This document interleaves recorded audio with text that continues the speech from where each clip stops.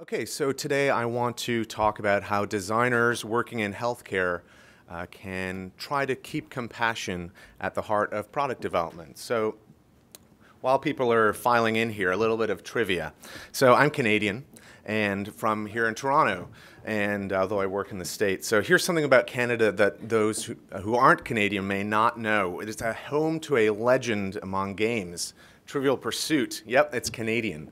So check out the blue geography question. This is actually a real card from the original Genus edition, 1982, which I found at a restaurant once. So shout it out if you know the answer. What city is home to the Mayo Clinic? Anyone? Wow, that is good. I'm impressed. So I'll just whiz through the intro to Mayo then. So Mayo Clinic is a healthcare provider. We have clinics and hospitals and care centers across the Americas. We're US-based, but we connect with people from all over the world. So the founding Mayo brothers, almost sort of bafflingly early in the 1860s, came up with this idea and recognized that the customer experience is really central to a thriving organization. So I kind of think of them as proto-UX designers when they sort of coined our central organizational value, which is the needs of the patient come first. So in 1860, this was such an amazing thing to say that we actually just kind of froze them in carbonite at that point, and now they just say that all the time. So no, from its founding then, our Mayo Clinic and our healthcare professionals have practiced team-based care. So that group care, where all the specialists get together to collaborate with the patient on their care, brought us to create a real-world healthcare experience at Mayo Clinic that's really a patient-centered service experience. So you can see here that comfortable hotels influence our clinic interiors, and if you call on the phone, you'll hopefully get some of the nicest Midwestern telephone triage people in the business. Or certainly they're the most cheerful. Today, of course, many of our interactions are digital. We see 1 million real-world patients a year, but we have a further 149 million unique visitors on our website, about 2 billion page views. So chances are most of you in this room know us through our website rather than having gone to the clinic itself. So I was drawn to Mayo because of its focus on the customer, which is a patient. I studied gender psychology at McGill in Montreal and did my graduate work at Parsons as well. So now I work in the global business group as a senior UX designer. So what I want to share with you today is that kind of working in healthcare introduced me to a new kind of interaction. And that is a distress interaction. And I'll go through what I mean by that and how we can use compassion to address it. So here's the Oxford English Dictionary definition of distress. Distress is an unpleasant state, so under which a lot of our digital interactions in healthcare are taking place. So you can see here to cause pain, suffering, agony, or anxiety, and the noun, the trouble, sickness, pain, or sorrow. So this is the state that a lot of our patients are in. So getting sick is very human. But we kind of transform from a human into a patient, not when we enter the healthcare system, but rather when we enter a state of distress in ourselves that's to do with our health. So one of the corrections we're trying to make is, as healthcare designers, is to not overlook the distressed state of the patient when they're having a digital interaction. So when we're creating our interfaces, staging our game experiences, or writing software, really try and remember that a patient who is sick is in distress. So designing for distress. So as designers, we work in healthcare, we work in the background. Obviously, we're not giving and carrying out care for patients, but the interaction that we are creating can lessen the distress of the patient. So we have to recognize what a distress interaction is in order to be able to design for it. So I'm kind of saying that a distress interaction has three characteristics. It's an undesired reaction. think about when you're sick or a relative of yours is sick, the one thing they want is to not be sick. They're trying to get healthy as soon as possible. So any interaction that we design is something that they don't want to do. They're maybe trying to address their sickness through a digital interaction, but it's undesired. Secondly, it's under pressure. We were saying about being in pain or being in agony. That puts a lot of pressure on the body, puts a lot of pressure on the mind, and all the caregivers who are surrounding the person as well. So it's a pressured interaction in healthcare. And the thirdly is that people are envisioning relief, something that's just fundamental through the entire experience of a digital interaction. From a patient's point of view, is that they're hoping that it will all go away and that they'll be able to resolve their sickness and move on with their life. So, at Mayo Clinic, as designers, we collaborate with writers in a cross-disciplinary way, with product managers, IT, and customer service, and we kind of answer this question of how can we help the distressed patient? And it leads us to some interesting solutions that I want to share today. So, this is a patient journey map that we all draw, and it depicts here that a healthcare interaction is both episodic and repetitive. So I'm going to zoom in on this in the next couple of slides. But I wanted you to get an overview that as people go through a healthcare journey, they tend to go back in loops. There is sometimes backwards to revisit symptoms and diagnosis, and sometimes forwards to speed forward to getting help from a medical professional. And it's almost never linear. Do people go through each of these steps one by one? So let's take a quick look. So this is a zoom in on the left-hand side there. So we label states here like self-diagnosis and demarcate decision points that signify when a patient has moved into a different state and now holds a different primary question in their head. So you can see we've highlighted the recursive state of both trial and error, while in a state of self-diagnosis, trying to figure out what is this thing that I have, and then there are other ones as well here, seeking a second opinion. So let's take a look at that first one, though. See how we address that. So we've translated the patient's state of self-diagnosis into actionable design here. Our research shows us that patients use an alphabetical lookup the most quickly. So we've had this for a long time because it's the most efficient, and we're trying to address that speed that the patient's looking for. We address the distress interaction with different levels of acuteness. So we have a cybernetic call and response that we put into a symptom checker, and then we also have magazine articles as well that address that stage. So this one's about self-care and offers an encounter with relief even in the very first short lead. So we're trying to address all the time that envisioning of relief. So let's click on H here, and again, our research shows us that bulleted lists are something that people want even in 2013. So we'll pick headache.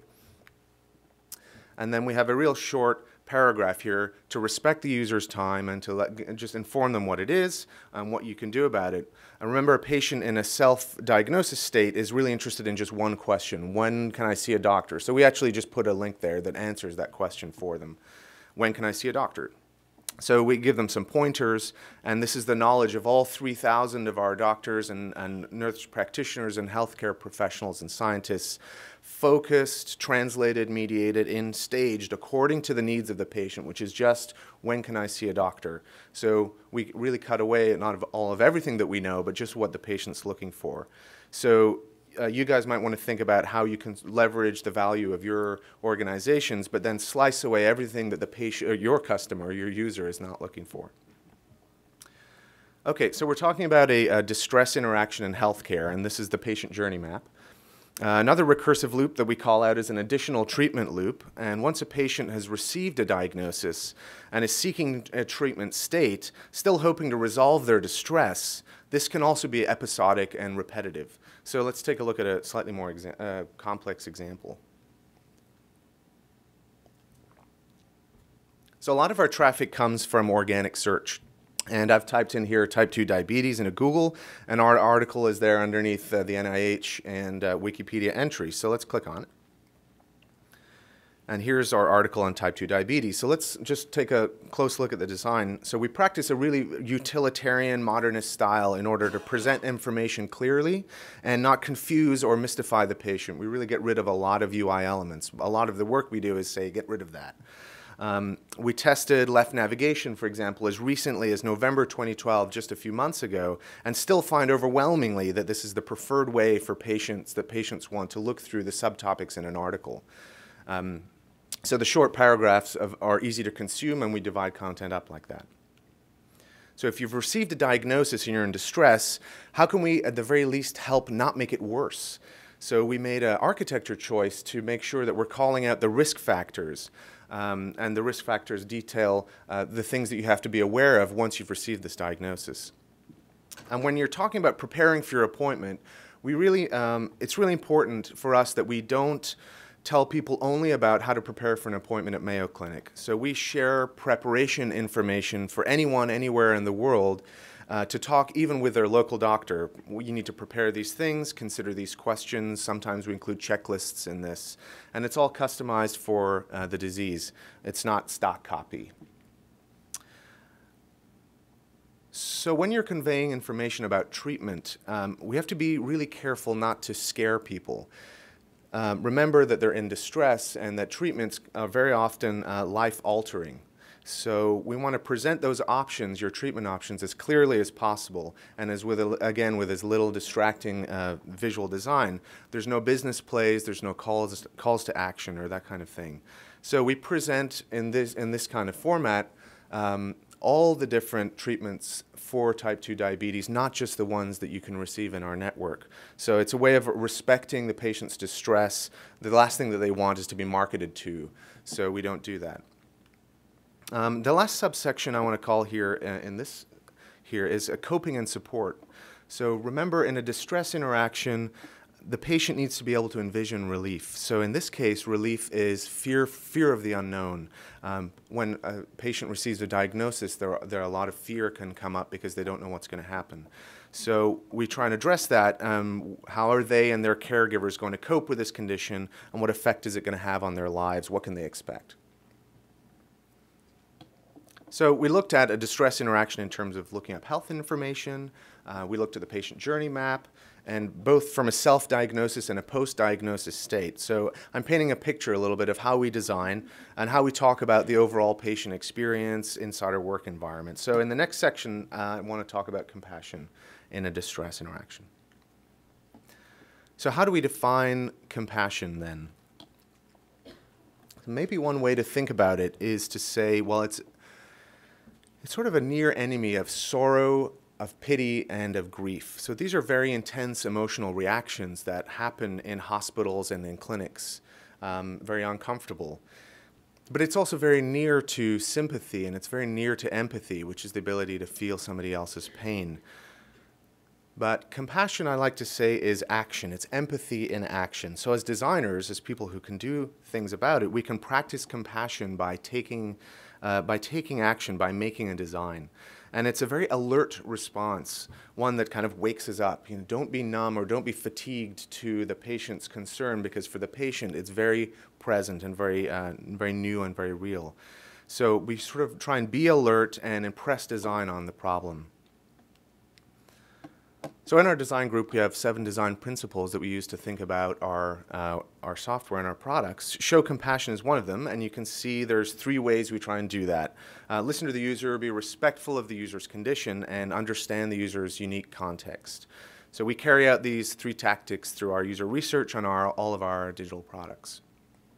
So I know many of us have worked or are working in user research. In healthcare design, so user research is really, really crucial to keeping product development bonded to the patient need.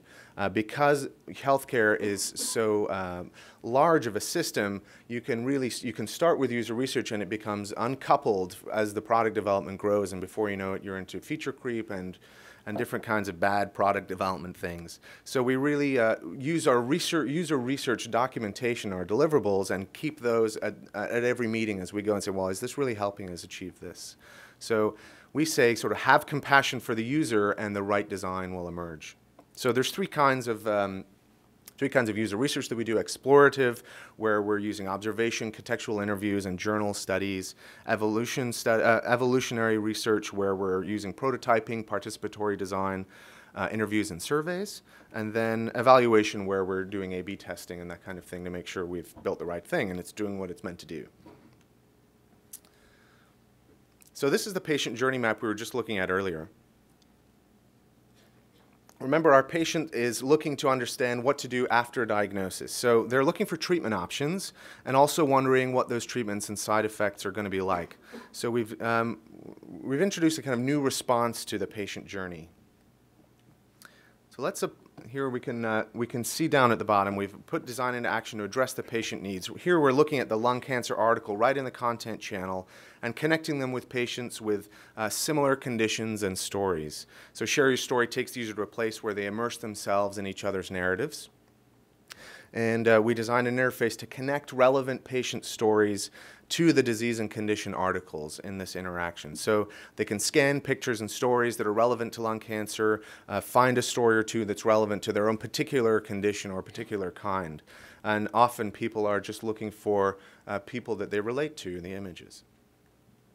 So sometimes patients will ask us to help them write their own story as kind of an exaltation of the patient's own individual journey. So these stories, of course, are volunteered for public sharing, and they'll come to us and say, well, I've just been through this very long ordeal of an illness and then a treatment. I really want to share that with somebody. Can you help us do that? So we do. Here you can see, for example, some stories from the transplant center. So underlying the presentation of the narratives is a system of tags and a layer of semantic data that brings the relevant stories to the patients at the right time. So we try to really minimize having patients sift through stuff that isn't relevant. That requires a lot of ontology and tagging systems. So we also create an area where patients can share stories in their own words called Your Stories.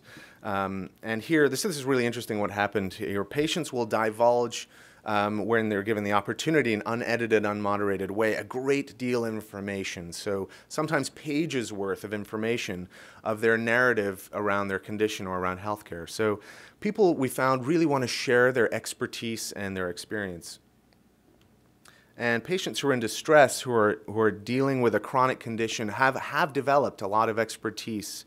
They've tweaked their diets, they've changed their habits, undergone this surgery, written a journal about their emotional path, talked about how their family has helped. So patients are really the experts at talking about the lived condition of the disease rather than the biology of the disease. Nobody knows what it's like to have a condition like a patient does. So they really are empowered patients, are experts, and they want to share it with each other, we found. So this interface allows them to do that. And again, there's this semantic infrastructure underneath. We tag here on the right-hand side all the stories with the same medical codes that we use in the hospital, so that as a way of linking together our siloed information, if somebody wants to tag something with a disease, then we can connect that to our medical codes. And then we also, before we even started building this, did some user research to ask patients how they would want to tag stories other than just by the condition. And they came up with these three things here. So hope for the future, which was giving people a reason to keep going. Reassurance that they were making the right treatment decisions. So perhaps I'm thinking about taking a particular drug. I don't know what's going to happen. Can anybody tell me if you're already on it, what it's like? And then a third one, which was actually their words, the Mayo Clinic experience, which is kind of funny. So it's like Jimi Hendrix or something. And but they wanted to put that, and people have already, we just started this last month, so we've already got some people doing that. So last year we launched an application just for our patients to give them, our on-site real-world patients, to give them a 360 of their interactions with Mayo offline and sort of bring them online so they can take them with them. And this is Mayo Clinic's patient app.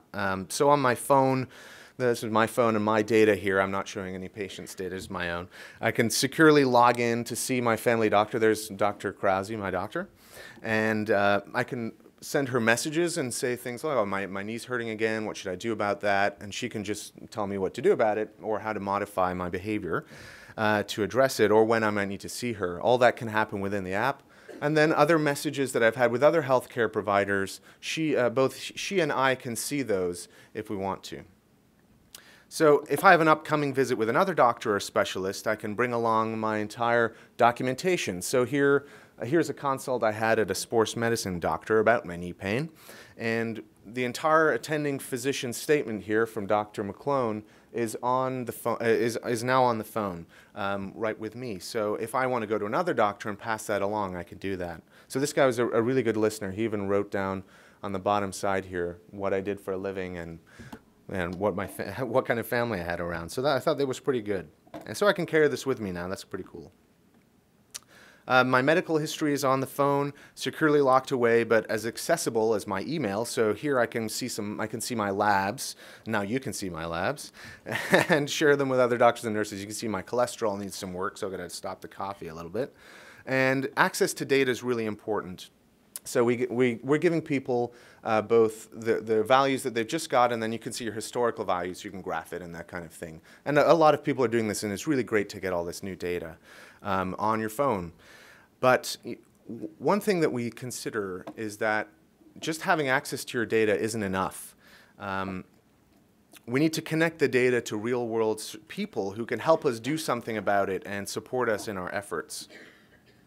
So there's this amazing service that is completely independent called CaringBridge that allows you to gather a community together around a patient who's fallen ill. So here's Patty's telling her story and maybe journaling about her hospital stay, and then her family and her friends who are all trying to find out what's happening with her can find out from the one place. And illness can be very tiring for everyone who's involved. And so this place allows all the well-wishers and people who are supporting her to send messages and receive her, find out what happened with her procedure today or her treatment, instead of something that's actually very tiring for the caregiver, which is to repeat the narrative over and over again. So you can also gather donations here if people are trying to raise money for a healthcare treatment or plan support. This is a really cool feature. If you one thing that you might overlook is that when somebody's in your support circle's fallen ill, a lot of the daily activities become very difficult. So who's going to walk the dog? Who's going to go pick up this or that? And so they have this scheduling thing that allows people to assign tasks to the various caregivers. I think that's really great. Cleveland Clinic, another U.S. provider, is really up on this and even help their own patients set up a CaringBridge site and a great way to acknowledge and build communities.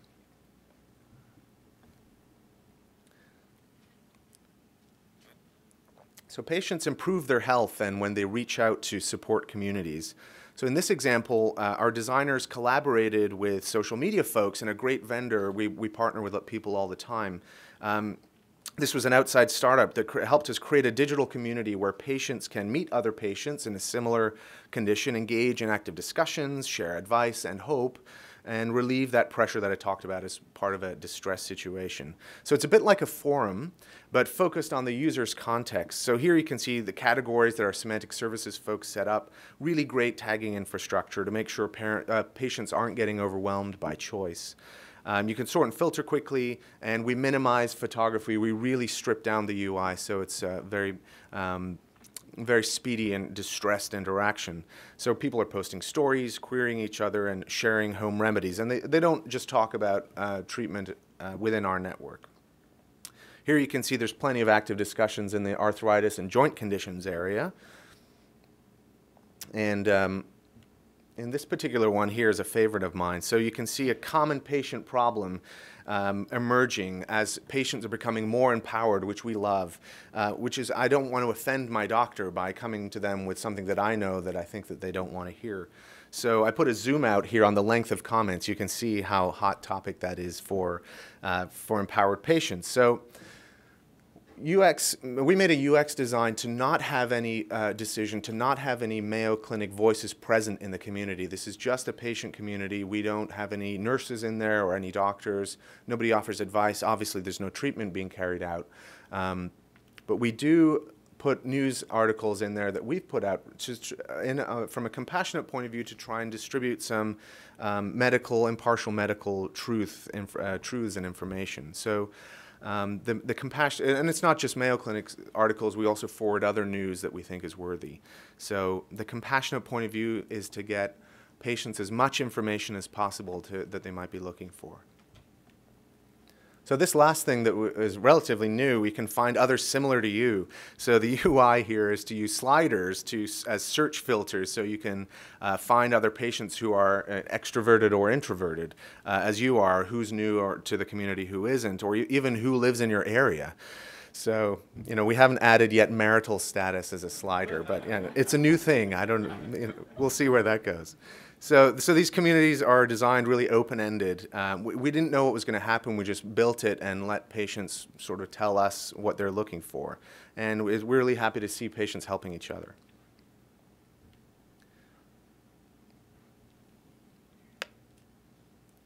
So by facilitating communities, then, we can set up a really compassionate response to the distressed interaction and sort of get the UI out of the way.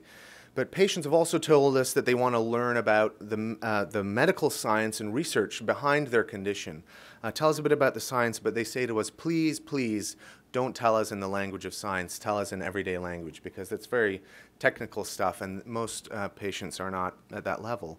So we took on this design problem then and looked into our toolbox. And we thought narrative design would be the best tool to use for this. So visual narrative is the most powerful way to communicate a complicated subject with an emotional force. And story for the designers here is a great way to form a collaboration with your content group if you are not tight already. So trying to come together to craft a narrative to tell a message is a really good thing. So let's check out this video. Imagine no daily dose, no oxygen, no insulin,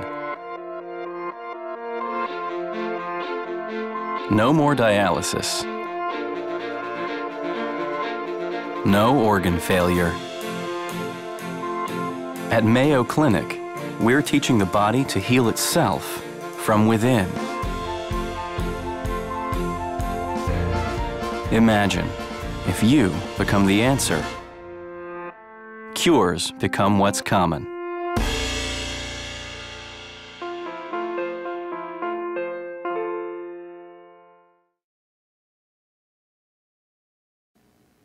So design can design narrative as a communications device. That was not an ad. It wasn't a TV spot. It didn't appear anywhere. It wasn't part of any campaign.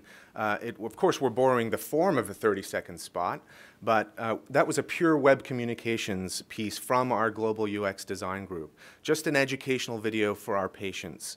So we spent a few months working with our scientists, asking them to describe what they do. In this case, people who grow organs and regenerate limbs, and how it's relevant and useful to patients. And then we worked with writers and production to get a nice, easy to understand story.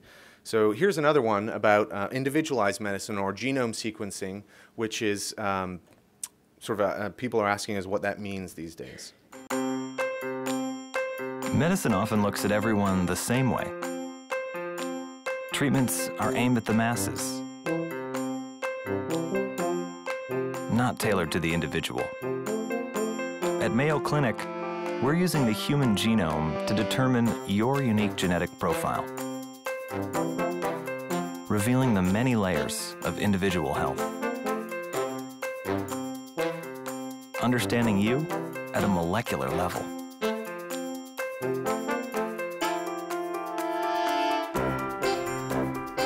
With this detail, we can pinpoint problems, personalize treatments, and even prevent diseases before they happen.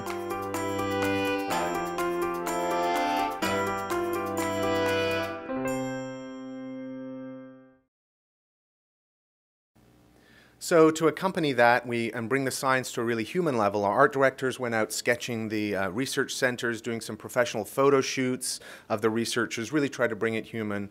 and avoid the lab coats and petri dish visual approach that is very common in medical science. Just a nice, easy to read interface. And to clarify things for the patient, we, instead of long descriptions of the complicated science, we just built out a system of interchangeable tiles. They've got a title, a little scoping text, and just the key links. So from a maintenance point of view, these tiles are easy to move around and to shift as they get more or less traffic. And executing this, of course, required streamlining the presentation of information, so we had to really rejig the IA to make it really clear and demystified. And we saw about a 20% change in a positive way, and we got great patient feedback from our groups. Last thing in this section, so consider a patient who's interested in signing up for a clinical trial, so an experimental drug or therapy, probably in a state of high distress. So at this point, they've tried other therapies and things are maybe not resolving the way that they're wanting, so they're considering signing up for an experiment. So clinical trial is a very dry subject. They got a redesign as well to focus on a really simple search tool and then an expandable faceted search, more advanced search, and the patient-oriented interface then drove considerable infrastructure underneath to make good search happen. So we started with a really very clear patient need and then built the infrastructure. So I felt that with the narrative design and beautiful art direction and streamlined UI, the whole team that put this health science interaction together showed some nice compassion for the patients. So the last thing here I want to say is a few words just about big data. So there have been some pretty nice talks here, some really amazing ones too, about empowering patients to get their own health data. And there's some the people working on that here in the conference that I hope you've had a chance to meet, which sort of reinforces what we heard on Monday, that interaction designers are the ones who are enabling and empowering people and changing the world, perhaps. So people everywhere are tracking their health data, and that's a great thing, right? Maybe. So the Pew Research study that came out a couple of weeks ago shows that 21% of people who are tracking their health are using technology. Oh, that's fantastic. But that means 80% of people are using pencil and paper or their mind. So they're just remembering their health data. 13,000 health and fitness apps available, but when you dig a little deeper, the adoption rates are measured by downloads or by the drop-off of an app. How are we seeing sustained engagement with these applications? So the question we ask ourselves as healthcare designers at Mayo is, how is big data bringing relief from distress? How is big data supporting the community that we know is necessary to support someone through an illness? And how is it affecting health outcomes? So our interactions are mediated, but health is a very real-world, real people issue. So to bring compassion to a distressed patient, we need to layer and connect real-world support communities around the data to really help people back to a healthy life. So we looked at a patient journey. How is it recursive and looping but demarcated by decisions? Distress interaction, the 3 ways to think about designing for it. Principles of compassion, putting empathy into action. And then communities, how design can bring people together to support a distressed patient. So a final thought to consider then, what is your habitual design response? Do you have a way of designing that you just go to all the time? How does that avoid connecting you to the real condition of users? I think it's a little easier than it seems, but real compassion for the user's state creates a sense of design possibility for us, and it forces us to be alert and attentive to that. So thanks very much. And I want to make some time for Q&A.